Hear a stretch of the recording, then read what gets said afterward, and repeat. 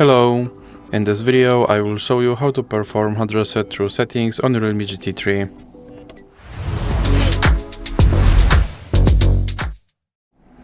So you have to start by opening your settings application, and then you have to scroll down and click on system and update. Now you have to scroll down again and click on backup and reset, and then click on reset phone. Now you have to scroll down and click erase all data. Now you have to enter your off-screen pattern and click clear again.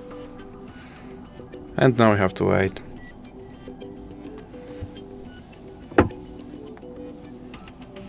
And as you can see, my device is now back to its factory settings and I have to perform from setup all over again. So that's it for this video. If you liked it, please remember to leave a like and subscribe.